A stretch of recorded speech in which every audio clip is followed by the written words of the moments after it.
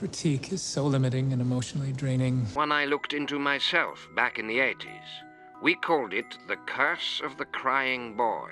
I want you to reopen the case. Hello, Top 5 Scary Family. I'm your host, Chade Reyna, and I'm here again to talk to you about a list of scary content. Art is subjective. It really is to the person who is buying the painting to see something beautiful in it and then take it home. But I think we can all agree that there is some modern art that is pretty bad, and some people who are buying this art seem like they have no idea what they're talking about. Some of my favorite things on the internet are when some random person just dupes someone by selling them a painting that took them 5 minutes online for thousands of dollars. That's so great. But there is a darker, more interesting side to the world of art, and a lot of it has to do with haunted paintings. Sometimes something just looks creepy and people think there's a ghost attached to it, or other times there's a death or curse that go along with it. We are going to be looking into all of these with today's list of top 5 scary haunted paintings with tragic backstories. If you guys love the content we are making over here, then you should head over to our Twitter page to see even more scary content. And I would love it if you guys stick around until the end of the list, because I'm going to be asking a unanswered horror question that I would love for you guys to debate in the comments. And without taking any longer, let's get into this list. At number 5, we have The Portrait of Samantha King by Richard King. A ghostly backstory is what every good haunted painting needs. Sometimes this will come way of Reddit. Someone will find a picture and then write some story about it or something. Or sometimes it'll be someone online claiming that a painting is haunting their dreams for no reason at all, but the best ones are connected to death in some way. Now, this painting was done by Richard King, and most people think that the painting is of his daughter Samantha, which is actually not true. It's actually a replica of the famous painting titled Love Letters. But here's why people think that the painting is of his daughter. It's because it feeds into this amazing ghost story. The painting now hangs in the Driscoll Hotel in Austin, Texas. It was this very hotel where the young girl Samantha King was playing. It's said that she was playing right in front of where the painting is hanging. She was bouncing a ball off of one of the walls in the hallway, and then it rolled away from her and went down the stairs. She went running after her ball, and she lost her footing and then fell down the stairs and died. This was national news because Richard King was a US senator at the time of this tragic event. After everything settled down, people reported hearing strange things around the painting. Some say that they could hear a girl laughing as they walked by it. Other people said that standing near the painting made them feel faint, like they were going to fall over or even vomit. The scariest stories are that if you look into the painting for an extended period of time, the face will start to twist its shape and contort into something more terrifying.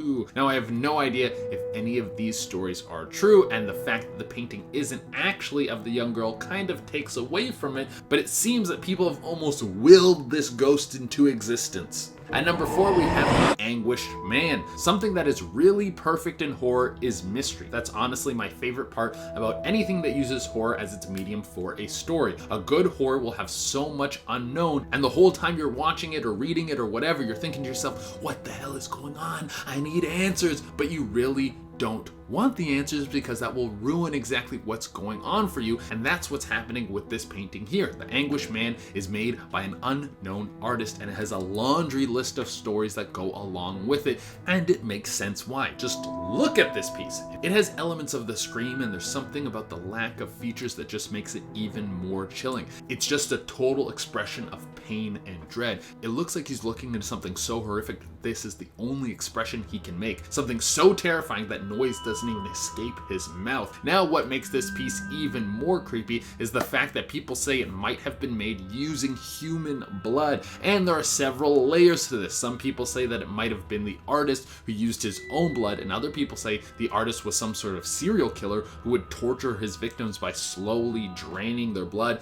and then using that blood to make his paintings. But in the end, no one really knows, and as I said before, it makes this painting so much more frightening. At number 3, we have Laura P's haunted painting. If this specific story of this haunting is true, it would be a huge bummer. It's kind of like if you bought a carton of eggs, you got home and all the eggs were broken, and then there was also a ghost attached to the box. Laura P was a pretty well-established artist. She did many original works, and one of the things she was most famous for was recreating photographs as paintings. She would do this often, and there was one occasion where she painted a rustic scene with a wagon in the middle of what seemed like a farm. It was very, very beautiful, and the whole whole thing just melts your heart. She worked in a restaurant and she brought it in, and everyone loved it. They were all like, we can't wait for the day where you leave this place and you move on to be a famous painter, and they decided to hang it. Well, it wasn't long after the painting was put up that she started to get some complaints from her colleagues. They kept saying that the painting must have not been hung right, or that there was something wrong with the wire in the back, because they kept having to move it straight. A couple weeks after that, someone said they saw the painting move all on its own. That's when everyone saw it. In the painting was an image of what seemed like a hanged man or a headless man. Laura then took the painting home because all the people she worked with were now a little freaked out, and she didn't just want to throw the whole thing in the garbage, but that's when things started to get really strange. Laura said that in her home, her and her husband started to feel sudden cold spots. A few times she swears that the painting moved all on its own, and the headless ghost in the painting would disappear. You see, this is the point in the horror movie where you throw the thing out or you leave it at a relative's house or something, and if it mysteriously ends up back in your house, then you're probably not going to make it to the end of the movie. That's just how it works. But Laura pushed through these supernatural happenings, and that is when she saw it, the ghost of the headless man walking through her home. And I'm really speeding through this story because we only have so much time. There was a ton of other things that happened, like a knock on her bedroom door, and there were things that were nailed to the wall that came flying off the wall, slamming on the ground. After all this wrapped up, Laura said that she still has never believed in ghosts, still doesn't believe in ghosts to this day, but if she could go back in time, she would have never painted the painting. There's a little bit of connection here. I've been turned a little bit. And number 2 is The Woman in Rain by Svetlana Torres. It's hard enough to sell a painting just because people don't want it, and then you find out that it's haunted on top of that, you're just making it even more of a challenge to become a painter.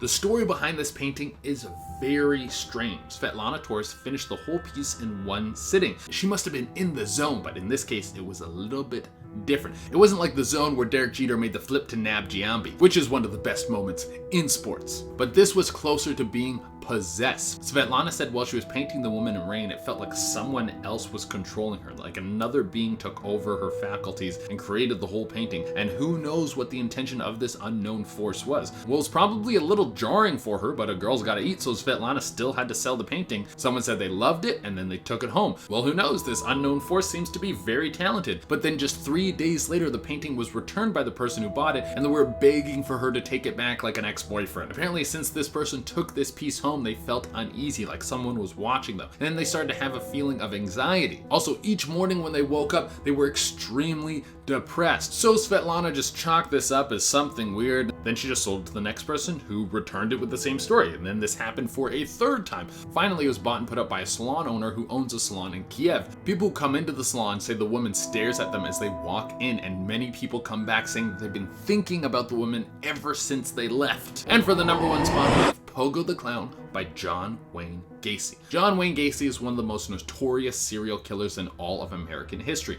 He would brutally torture young men and boys before he killed them. Even with Gacy's handwritten map, it took the police weeks to recover all the bodies he had buried in the crawl space under his house. When the police investigated his home, they walked into the basement and they all nearly vomited from the smell of rotting bodies that were buried down there. There was even more bodies found in a river next to his home. In total, there was 33 victims attached to John Wayne Gacy. One of the creepiest things about this psycho is that he would dress up as a party clown. He would go to kids' parties dressed as a clown to be the entertainment. This is disturbing on several levels. It seems like in his downtime, he decided that he wanted to take a shot at making some art. He made a self-portrait of him as Pogo the Clown, and when you think about everything this man did, this piece is truly terrifying. Some people say that if you stare at the painting for too long, you can see his smile stretch as if his soul lives in the painting. All right, everyone, that has been our list. I hope you guys enjoyed all the content we made for you guys today. And now I'm going to throw to you guys an unanswered horror question.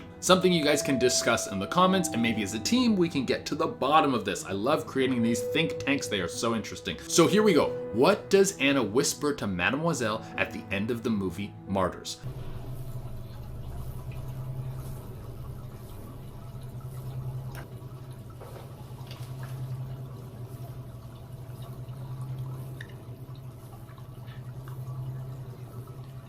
That movie has a very trippy ending and leaves you with a lot of questions. Okay, that's it. I would love it if you guys at home would like, comment, subscribe, and hit the little notification bell. Until next time, I've been your host, Che Dorena, and keep watching this scary content. Bye.